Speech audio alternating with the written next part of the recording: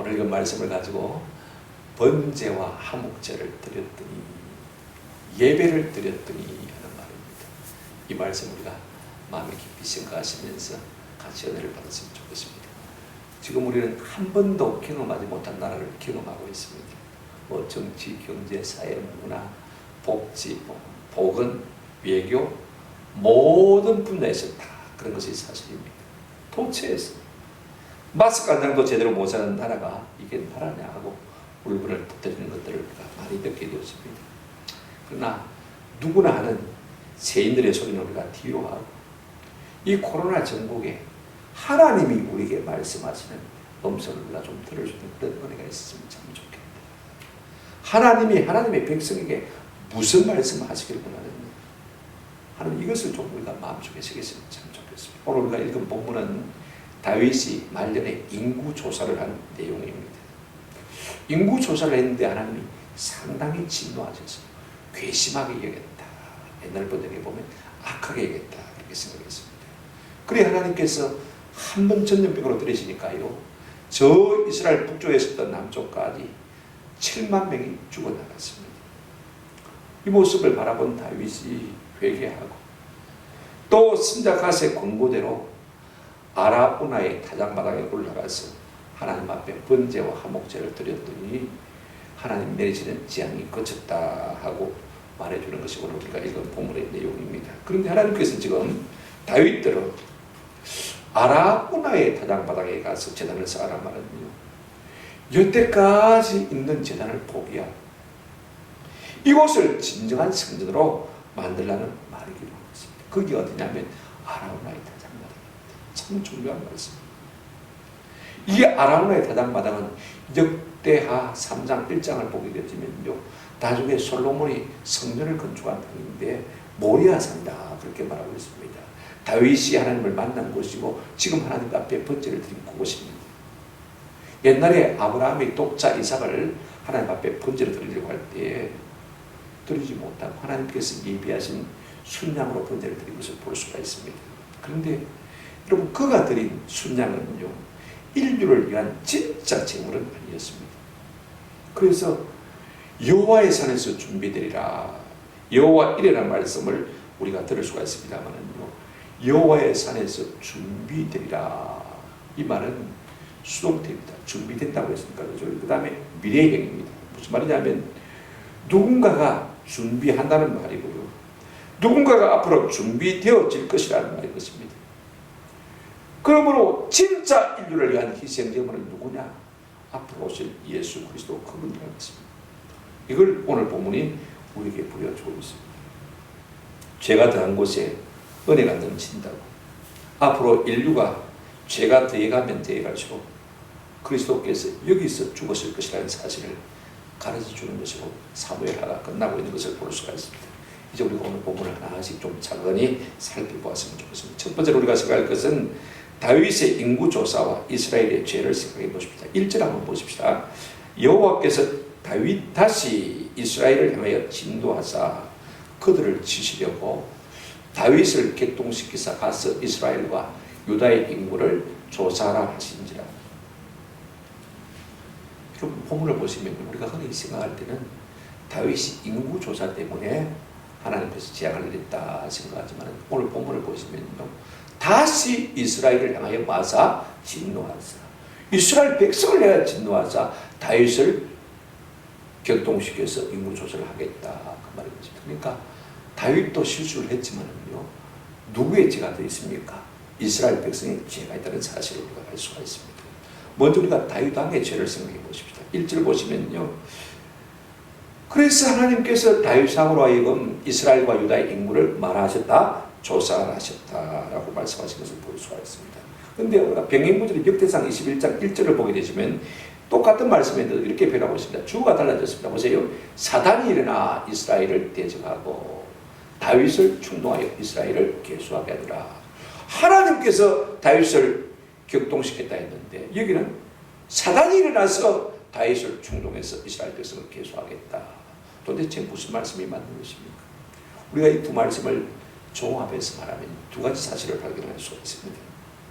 여러분, 평소에는 하나님께서 다윗의 교만을 허용하지 않으셨습니다. 막으셨어요. 은혜로 딱 막으셨는데 그 은혜를 주지 않으시니까요. 그 사이에 누가 틈을 땄습니까? 사단이 틈을 타서 이 다윗으로 하여금 교만에 빠지게 하는 것을 볼 수가 있습니다. 내가 겸손하고 겸비한 것은요, 내가 잘나서 그런 겁니다. 내가 하나님 앞에 순종하고 예배하는 것은요, 절대로 내 힘이 아닙니다. 하나님께서 은혜를 주시가 가능한 것입니다. 이게 참 좀, 여러분 보세요.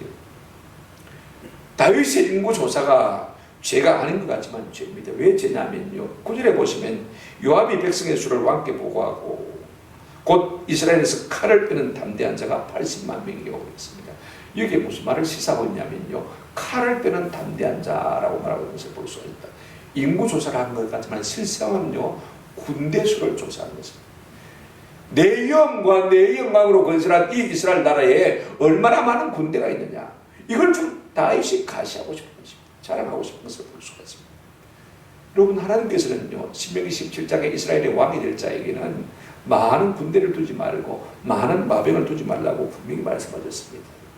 다윗이 여태까지 잘 순종했어요. 우리가 사무엘하 8장을 보게 되어지면 다윗이 여러 전쟁을 통해서 이제 전리품을 많이 얻는데 그 중에 마병을 많이 얻습니다. 특별히 말을 많이 얻게 되었습니다. 그런데 다윗이 하나님의 말씀을 순종하느라고 그 말들의 힘줄을 다 끊어버린 것을 우리가 볼 수가 있습니다. 여러분, 말은요, 발의 힘줄을 끊어버리면 아무짝에도 쓸모가 없는 것입니다. 군대로 나갈 수가 없는 것입니다. 그런가 하면 이 다윗은요, 10편, 20편 다윗이 전쟁에 나갈 때 부르는 노래인데 7절에 이렇게 말하고 있습니다.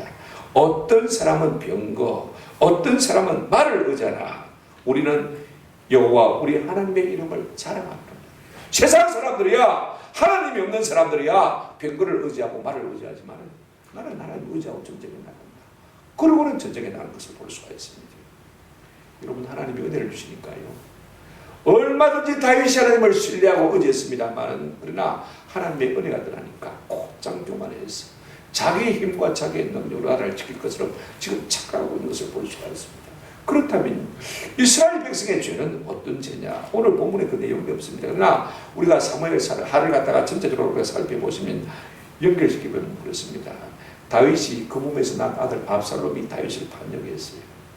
자기가 왕이 되려고 아버지가 살아계심에도 불구하고 서서히 버른 아버지를 갖다가 말입니다, 반역해서 난 것을 볼 수가 있습니다. 그런데 놀라운 것은요, 그때 많은 이스라엘 백성들이 누구를 따르냐면 다윗을 따른 것이 아니고 이 압살롬을 따랐어요.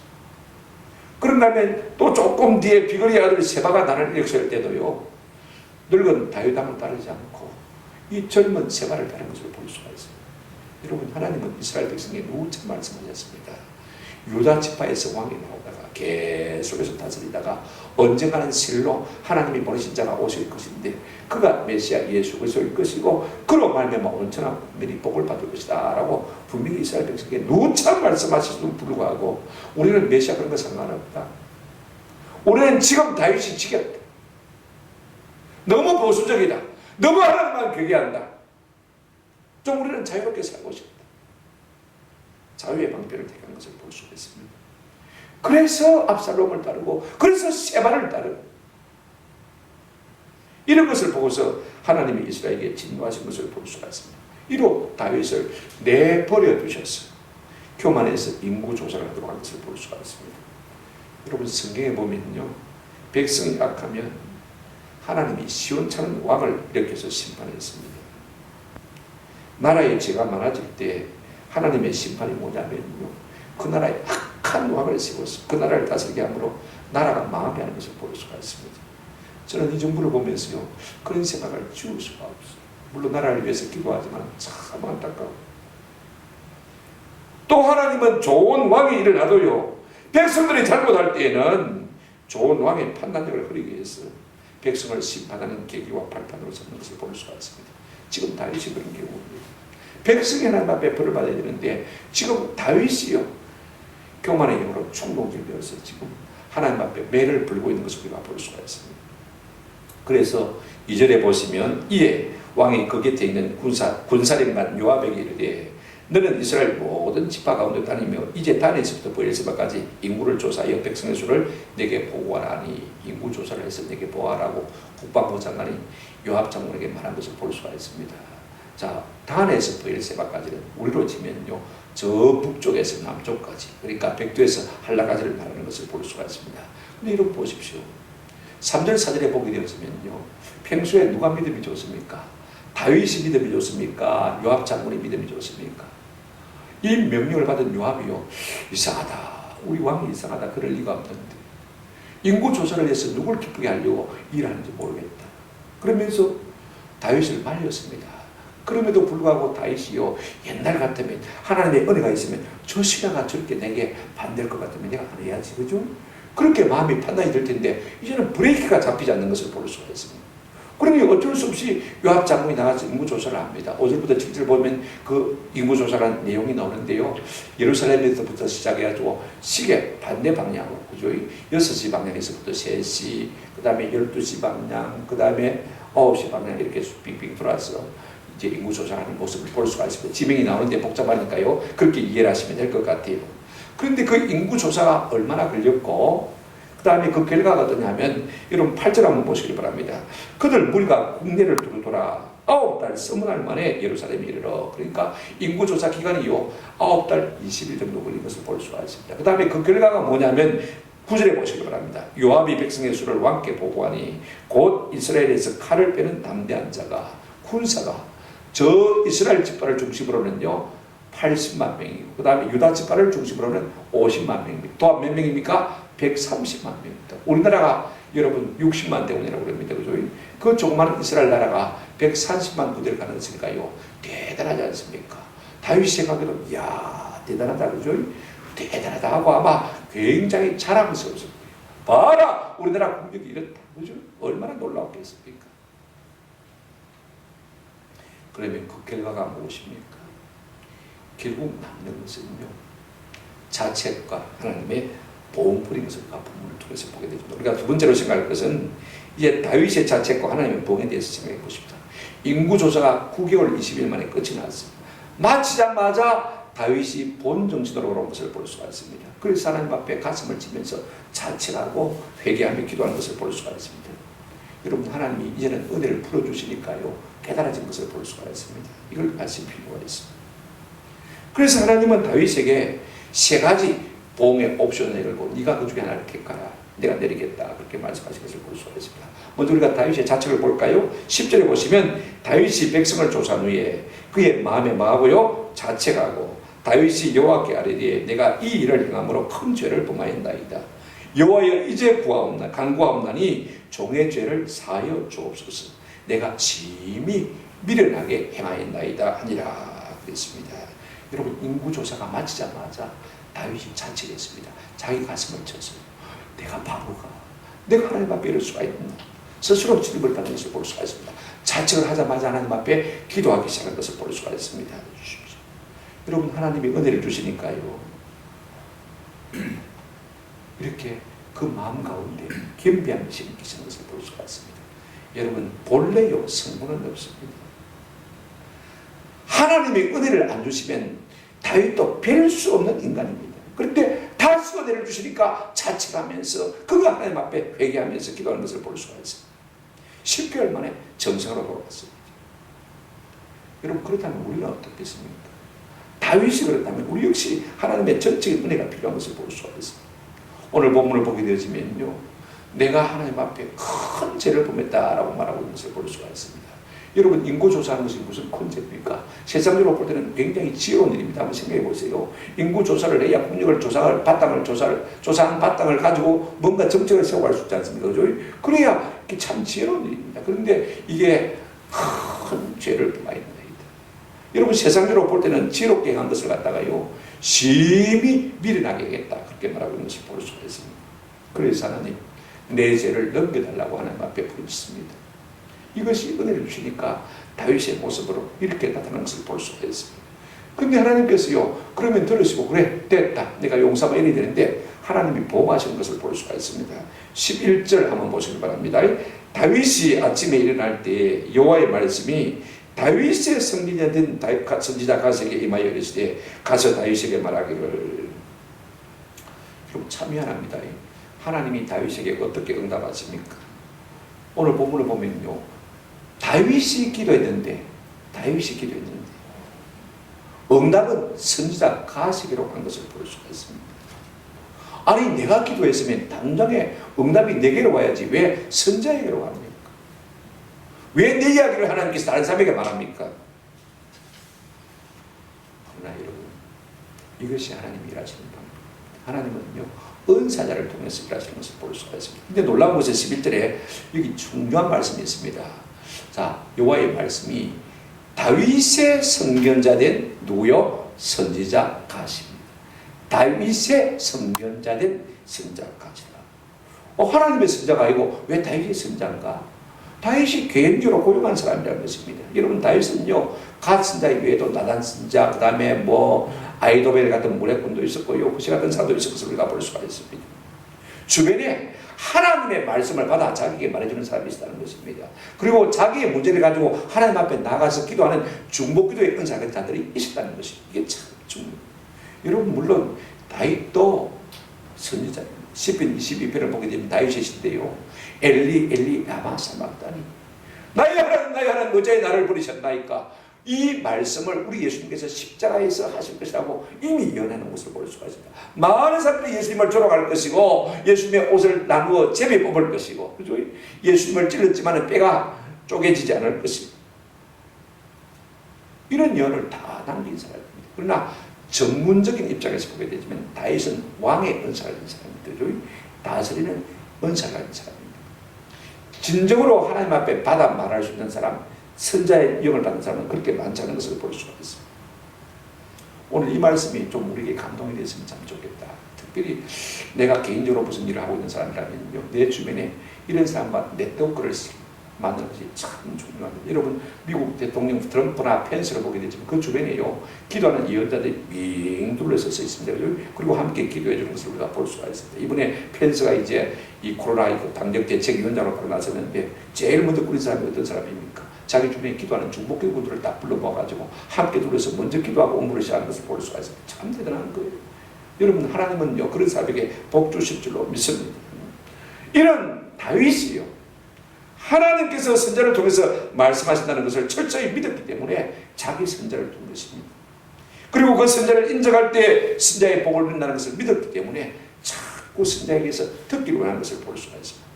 다윗이 기도했는데 선자가 다시 들었습니다. 여러분, 교회도 그렇습니다. 이것이 하나님이 일하는 방식인 것입니다.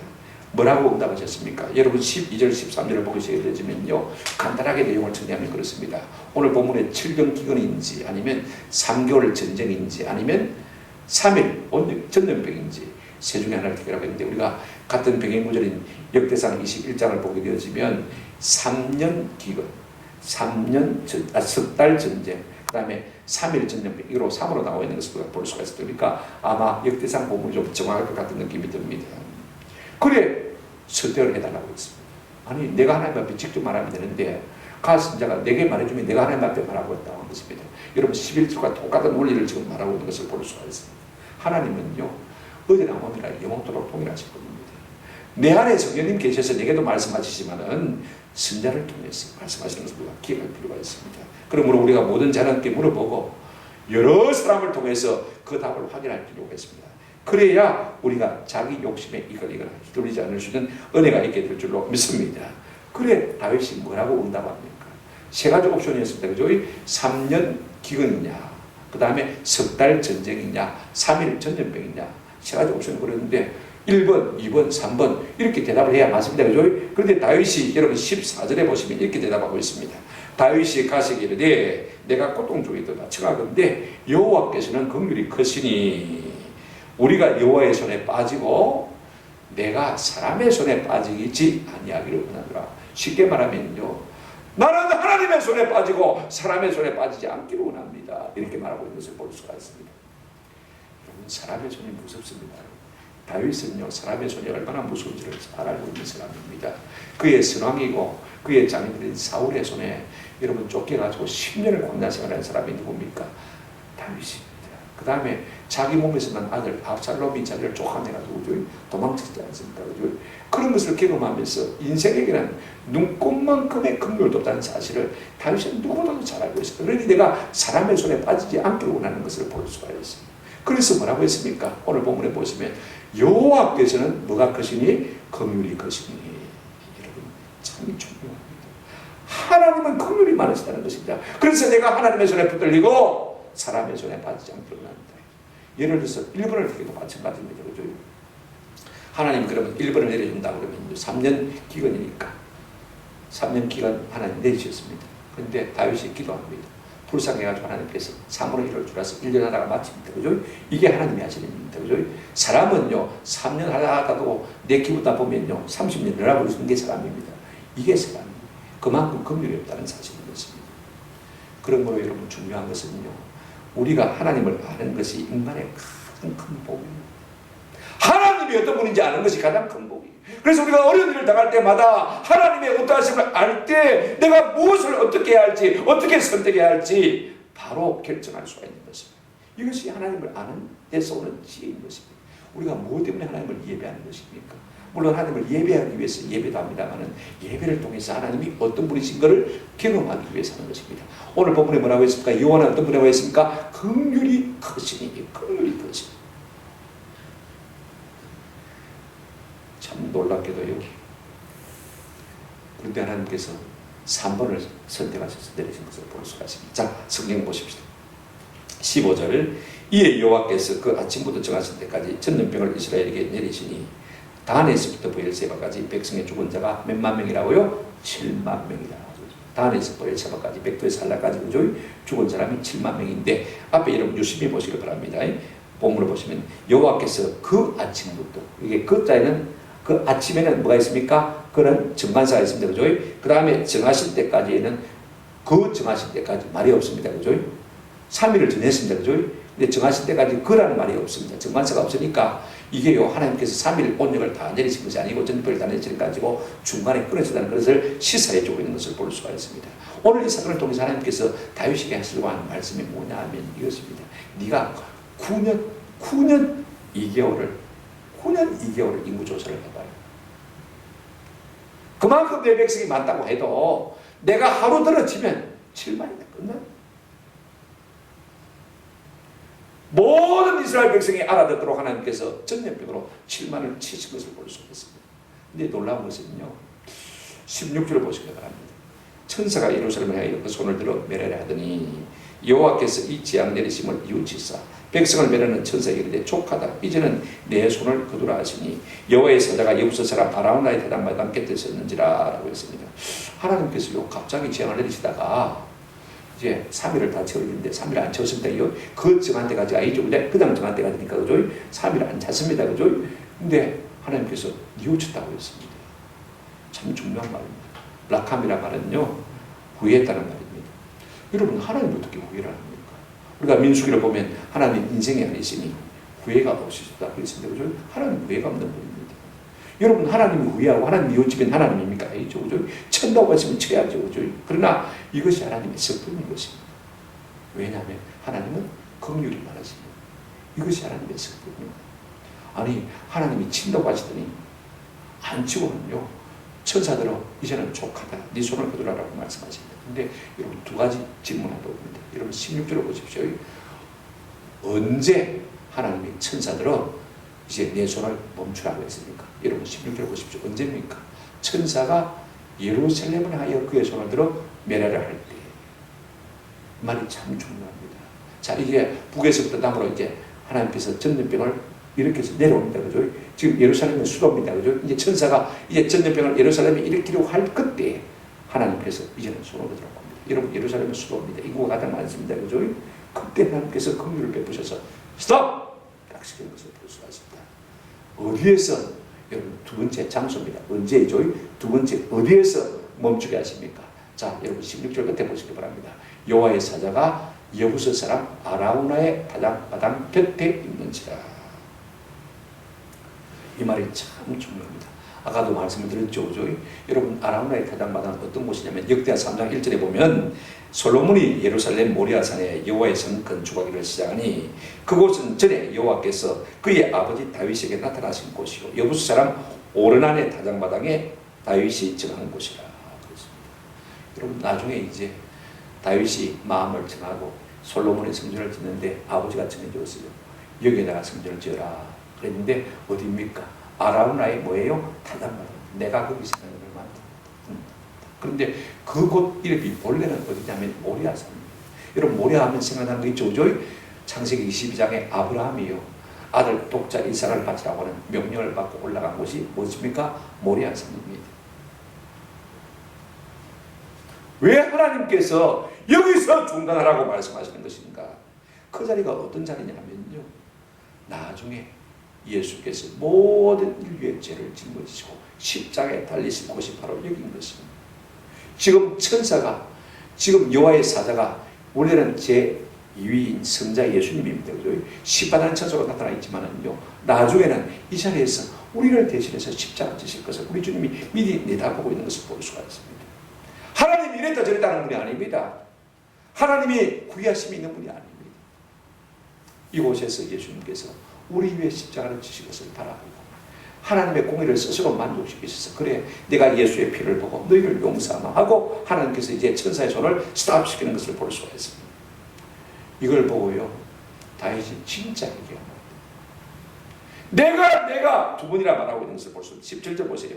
다윗이 백성을 치는 천사를 보고 곧 여호와께 아뢰어 이르되 나는 범죄했고 악을 행하였거니와 이게 나는 범죄했고 나는 악을 행하였거니와 이 양무리는 무엇을 행하였습니까? 진짜 내가 죄인입니다. 내가 죽을 죄인입니다. 나를 치십시오.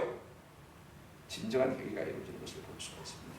이런 다윗 앞에 하나님께서 뭘 어떻게 말씀하시는지 또 다윗이 어떻게 하시고 하나님께서 어떻게 반응하시는지 우리가 세 번째로 좀 생각해 봤으면 좋겠습니다. 이제 다윗의 제사와 하나님의 만족에 대해서 생각해 보십시오. 18절 말씀 보시겠습니다. 이날에 가시 다윗에게 이르러 그에게 아뢰되 올라가서 여부스 사람 아라우나의 타작마당에서 여호와를 위하여 제단을 쌓으소서. 여러분 다윗이 지금 얘기하고 있는데 누구를 또 통해서 말씀하고 있습니까? 여전히 갓을 통해서 말씀하고 있는 것을 볼 수가 있습니다. 내가 얘기했는데 하나님 누구를 통해서 말씀하십니까? 갓을 통해서 말씀해 주는 것을 볼 수가 있어요. 11절의 원리가 그대로 여기도 적용되는 것을 볼 수가 있습니다. 그래서 다윗이 적시로 곧 바로 이제 아라우나의 타작마당으로 올라가는 것을 볼 수가 있습니다. 22절부터 23절은요 이 아라우나가 타작마당에서 이제 왕과 신하들이 오는 것을 보고 깜짝 놀랐습니다. 왕이 무슨 일로 이렇게 누추한 곳에 행차하십니까? 그랬더니 다윗이 말합니다. 내가 네 타작마당을 사서 이 지금 이스라엘 백성이 흐르는 2000년 병을 막아서 제사를 하나님 앞에 드리고 싶다. 그런 이야기를 했습니다. 그랬더니 이 아라우나가요 이방인 아닙니까? 여부스 족속이니까요 가란 7족 속에 원래 이방 사람인데 이스라엘 사람이 아님에도 불구하고 다윗에게 이 모든 것을 다 드리겠다. 공짜로 다 드리겠다고 말했습니다. 그때 24절 보시기 바랍니다. 이제 다윗이 어떻게 제사를 하고 있습니까? 24절 왕이 아라우나에게 이르되 그렇지 아니하다. 내가 값을 주고 네게서 살이라. 값 없이는 네 하나님 여호와께 번제를 드리지 아니하리라 하고 다윗이 은 50세겔로 타작마당과 소를 사고 라고 말하고 있는 것을 볼 수가 있습니다. 오늘 다윗의 마음속에는 값 없이 드리는 제사는 제사가 아니라는 것입니다. 오늘 여기에 나오신 여러분들은요 많은 값을 치르고 나왔습니다. 코로나 전국이라 교회 나가면 손해를 많이 볼 수가 있습니다. 직장에서도 교회 갔다 오면 오지 말라고 한다고 알고 있습니다. 저도 들어서 알고 있습니다. 그런 불이익을 감내하고서라도 여러분 나와서는 예배 자리에 앉아있지 않습니까? 이게 희생입니다. 우리가 하나님 앞에 예배 드리기 위해서 좀 더 부전해졌다면 그것도 희생입니다. 좀 더 힘썼다면 좀 더 수고했다면 내가 나올 수 없는 여건이지만 그걸 무릅쓰고 나왔다면 그것도 희생입니다. 또 우리가 하나님 앞에 받은 은혜 감사해서 물질을 가지고 나왔다면 그것도 희생이 될 수가 있는 것입니다. 여러분 희생 없는 예배는 예배가 아닙니다. 예배의 근본적입니다. 우리가 신명기 16장 16절 17절을 보시면요 하나님께서 하나님 앞에 나올 때마다 어떤 원리를 적용하셨냐면 16절을 보시면 중간에 보시기 바랍니다. 여호와께서 택하신 곳에서 그랬습니다. 한번 따라합시다. 여호와께서 택하신 곳에서 첫 번째 원리는 하나님께서 택하신 곳에서 예배하는 것이 하나님의 예배의 원리입니다. 그죠? 내가 집에서도 예배할 수 있어요. 그러나 하나님의 원리는요, 한 곳에서 한 백성이 모여서, 제가 다음에 우리 신명기 12장 강의할 때 이 부분에 대해서 자세히 설명하겠습니다만은요, 참 중요합니다. 한 백성이 되는 것이 얼마나 중요한지 몰라요. 한 교회로 모이는 것이 얼마나 중요한지 몰라요. 그 다음에 두 번째 예배 원리가 있습니다. 뭐라고 했습니까? 여호와께서 택하신 곳에서 여호와를 배웁되. 그 다음 뭐라고 했습니까? 같이 읽어보십시오. 시작. 빈손으로 여호와를 배웁지 말고. 무슨 말입니까? 빈손으로 나오지 말라는 것입니다. 재물 없는 제사는 제사가 아니라는 원리를 말하고 있는 것을 볼 수 있습니다. 그래서 다윗이요, 이 아람의 타작마당을 은 50세겔을 주고 사는 것을 볼 수가 있습니다. 물론 역대상에는 더 많은 돈을 줍니다만은요, 타작마당하고 소만 은 50세겔이고 그 다음에 그 주변에 땅들을 다 합쳐서 성전적 땅을 다 살려면 굉장히 많은 돈이 들겠죠. 그죠? 나중에 그 답에 생각하십시오. 여러분, 그렇게 해서 하나님 앞에 제사를 드리기 시작하는 것을 볼 수가 있습니다. 25절 여러분 보십시오. 그곳에서 여호와를 위하여 뭐라고요? 제단을 쌓고 뭘 드립니까? 번제와 화목제를 드렸더니. 오늘 우리처럼 하나님 앞에 어려운 한편 가운데서 나와서 여러분 예배했습니다. 지금 전염병이 돌고 있는데 밖에 나가야 되겠습니까? 그죠? 왕인데, 그죠? 그럼에도 불구하고 나와서 하나님이 정하신 곳에 나와서 지금 예배합니다. 예배를 드렸더니 그 다음에 놀라운 역사가 일어납니다. 보세요. 이에 여호와께서 그 땅을 위한 기도를 마시고요, 들으시고 이스라엘에게 이런 재앙이 뭐였다고요? 거쳤더라. 하나님께서 그 예배를 받으셨다는 것입니다. 그런데 오늘 본문보다도 역대상 21장에 좀 더 구체적으로 말하고 있는 것을 볼 수가 있습니다. 여러분, 하나님께서 어떻게 응답하시는지를 우리가 역대상 21장 26절 27절을 통해 좀 자세하게 보십시다. 제가 26절 읽어드리겠습니다. 다윗이 거기서 여호와를 위하여 제단을 쌓고 번제와 화목제를 드려 여호와께 아뢰었더니. 보십시오. 이제 번제를 드렸습니다. 제사를 드렸더니 하나님이 어떻게 응답하십니까? 우리가 예배할 때 하나님이 기쁘게 받으시면요, 그 다음 어떤 현상이 일어납니까? 여호와께서 하늘에서부터 번제단 위에 뭘 내렸습니까? 불을 내려 마시고요, 응답하시고 내가 받았다는 것입니다. 내가 기쁘게 흥망했다는 것입니다. 할렐루야. 우리가 마음과 뜻과 정성과 힘을 다해서 우리가 한 곳에 나와서 하나님의 정한 곳에 나와서 예물 없이 하나님 앞에 드리지 않냐고 예물을 가지고 하나님 앞에 드리면요, 하나님께서 그 예배를 반드시 받으시고 불로 응답하시는 은혜가 있게 될 줄로 믿습니다. 그 다음에 더 중요한 말씀이 27절에 있습니다. 같이 읽어보실까요? 시작. 여호와께서 천사를 명령하시매 그가 칼을 칼집에 꽂았더라. 할렐루야. 완전히 하나님의 진노가 거두어진 것을 볼 수가 있습니다. 칼을 칼집에 뭐 했습니까? 꽂았습니다. 아직 칼을 들고 있습니다. 잠시 멈춘 것에 불과합니다만은요, 아직 칼을 마고 있다고요? 손에 들고 있습니다. 언제라도 다시 시작할 수 있습니다.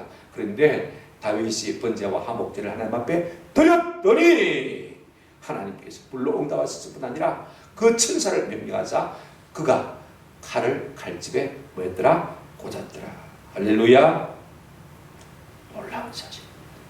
그만큼 하나님께서요, 우리의 예배를 기뻐하시라는 것입니다.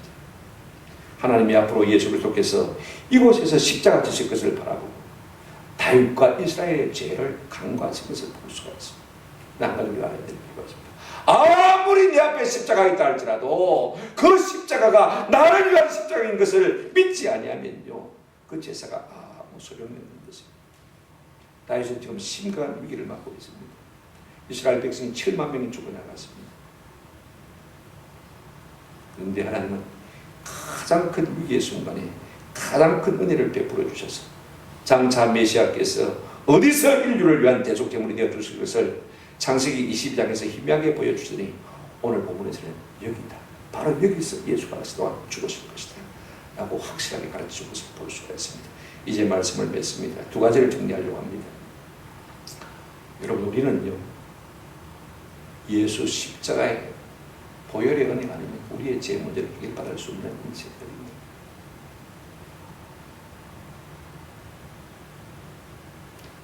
내 죄로 말미암아 하나님의 아들이신 예수님이 죽어야 할 정도로 우리의 죄가 엄청난 죄인 것입니다. 그러니 여러분 두리고 돌릴 수밖에 없는 것입니다. 그럼에도 불구하고 하나님이 우리를 얼마나 사랑하셨으면 자기 아들을 우리에게 버리셨겠습니까? 그 하나님의 사랑이 너무 실로 큰 것입니다. 우리는 하나님을 두려워하는 마음과 동시에 하나님의 감격하는 마음이 있을 때 이것이 하나님을 경외하는 마음이 될 수 있는 것입니다. 구약시대나 신약시대나 마찬가지입니다. 구약시대 사람들은요, 오실 예수님을 바라보므로 하나님 앞에 제사를 드렸습니다. 소나 양을 잡았습니다만 다 예수 십자가 보혈의 무엇입니까? 그림자 아닙니까? 그림자 부르는 것입니다. 오늘 우리 신약시대 성도들은요, 이미 오신 예수님을, 이미 오셔서 우리 죄를 대신해서 십자가 되신 예수님을 감사해서 그 십자가를 마음에 새기면서 그 은혜 보답하기 위해서 우리가 예배를 드리는 거 아닙니까? 그냥 십자가 거기 있다고 해서 은혜를 받는 거 아닙니다. 그 십자가가 나를 위한 십자가인 것이 믿어질 때 너무너무 감사. 그래서 우리는 예배를 드릴 때마다 이런 마음으로 드릴 필요가 있습니다. 한번 더 합시다. 내 죄는 예수님의 십자가로 가져가시고 예수님의 십자가의 은은 내게 주옵소서. 내 죄는 예수님의 십자가로 가져가시고 예수님의 십자가의 은은 내게로 주십시오. 맡겨 주십시오. 이것이 우리의 예배의 중심이 되어야 될 필요가 있는 것입니다. 그럴 때 우리 가운데 놀라운 구원의 은혜가 나타날 줄로 믿습니다. 또 하나 우리가 꼭 알아야 될 것이 있습니다. 한번 합시다. 우리가 하나님을 힘써 합시다. 힘써. 여러분 성경을 눈에 불을 쓰고 읽어요. 한 단어 한 단어, 부사 하나, 관사 하나 너무너무 중요합니다. 미래 시제, 과거 시제, 수동 때, 능동 때 너무 중요해요. 그 속에 하나님의 엄청난 진리가 포함되어 있습니다. 다윗은 하나님의 어떤 분인지 알았습니다. 어떤 분이었습니까? 여호와는 긍휼이 크시니 긍휼이 많으십니다. 내가 하나님 앞에 부르짖으면 이 재앙이 물러갈 것을 그는 알고 있습니다. 그래서 나는 사람의 손에 빠지지 아니하고 하나님의 손에 빠지기를 원합니다. 여러분, 하나님께서 히스기야에게 요내라, 네가 죽고 살지 못할 것이라고 말씀하셨습니다. 그런데 여러분, 하나님이 요내라 해놓고 죽었습니까? 살았습니까? 15년 생명 연장시켜 주셨어요. 하나님 요나 선지자를 보내가지고 니네에 보고 40일 후에 망할 것이다 회개해라 그랬습니다. 그런데 망했습니까? 안 망했습니까? 안 망했습니다. 이것이 예언의 다 순기능입니다. 저는 예언을 하나의 큰 가능성으로 생각합니다. 하나님께서 그렇게 하실 계획이라는 사실을 우리에게 미리 알려주신 것입니다. 여러분, 하나님의 본심은요, 우리를 때리는 데 있지 않습니다. 우리를 망하는 데 있지 않습니다. 우리를 죽이는 데 있지 않습니다. 하나님의 본심은요, 우리가 하나님의 음성을 듣고 회개하고 살기를 원하시는 것이 하나님의 본성인 줄로 믿습니다. 그래, 예언의 말씀을 이렇게 주시면 그 말씀을 붙들고 내가 회개하고 기도하면 내가 살고 하나님의 은혜를 잊게 될 줄로 믿습니다. 그 시판의 와중에도 다윗과 이스라엘에게 하나님의 큰 국률이 부어졌다면요, 우리도 하나님을 예배하고 오늘 이 코로나 정복이 주 안에서 주로 말미암아 다 돌아가는 은혜가 있기를 주의 이름으로 축원합니다. 지금 우리나라가 정치 경제 문제가 아니라 도덕적으로 너무해졌습니다. 이번에 대부분의 판시한 것을 보니까요, 하나님을 거슬려서 노곡적으로 대적하는 것을 볼 수가 있습니다. 남녀 구분을 파괴하는 지침을 만들어서 대부분에서 입법화를 예고했고요, 성전환자의 성별 정적 허가 진정도 받는다고 합니다. 내가 원래 남자를 태어났는데 성전환 수술을 받았어요. 이제 여자가 됐습니다. 그러면 내가 여자로 바꿔주겠다 이 말인 것입니다. 그런가 하면 남자가 외부 성기를 유지한 채 여성 화장실이나 탈의실이나 목욕탕에 들어가는 것이 법적으로 가능하게 되는 것도 지금 만들어가고 있습니다. 여러분, 그것이 민생하고 무슨 상관이 있습니까? 자꾸 하나님을 거슬려 대적해서 하나님 설 자리가 없도록 그렇게 만들어가고 있다는 것이 이 나라의 이 정부의 역사인 것입니다. 악한 명의 역사죠. 그러니 하나님이 진도하실 수밖에 없는 것입니다. 이 문제를 해결할 수 있는 분은요, 하나님의 이름으로 이끄는 하나님의 백성밖에 없습니다. 우리가 이미 말씀을 생각했습니다마는 역대하 7장 13절 14절에 혹 전염병이 내 백성 가운데서 유행하게 할 때에 내 이름으로 일컫는 내 백성이 그들의 악한 길에서 떠나 스스로 낮추고 기도하여 내 얼굴을 찾으면 내가 하늘에서 듣고 그들의 죄를 사하고 그 땅을 고칠지라고 했습니다. 중요한 것은 내 이름으로 일컫는 내 백성입니다. 여러분, 세상에 하나님께 기도하겠습니까? 기도할 일도 없죠. 그러나 우리가 하나님 앞에 바로 기도하고 우리가 하나님께 서들하고 우리가 스스로 마음을 낮추고 우리가 기도하고 하나님의 얼굴만 구하면요, 하나님께서 하늘에서 들으시고 우리의 죄를 사하시고 교회의 죄를 사하시고 이 땅을 고쳐준다고 약속하셨습니다. 이 약속의 말씀을 믿고 우리가 하나님 앞에 긍휼을 구하며 나갈 수 있는 내가 있기를 바랍니다. 이런 어려움들일수록 우리가 세상은 자꾸 예배 피하라고 그러지만은요, 그러면 안 됩니다. 그럴수록 우리가 각자가 각 처소에서 무시로 깨어서 하나님을 예배하고 더욱 신령과 진정으로 예배할 때 하나님께서 이 땅 가운데 긍휼을 베푸셔서 우리에게 이 모든 진도를 다 지나가게 해 주실 줄로 믿습니다. 지금 우리의 문제는 우리가 생각하는 이상으로 심각합니다. 하나님의 크신 긍휼이 아니면 살 길이 없습니다. 더 간절하게 하나님을 찾고자 하는 은혜가 있기를 주님의 이름으로 축원합니다. 여호와의 이름은 김과 망대라 의인은 그리로 달려가서 안전한 것을 얻는다 라고 말씀하셨습니다. 이 같은 은혜가 우리 모두에게 있기를 주님의 이름으로 축원합니다. 아멘.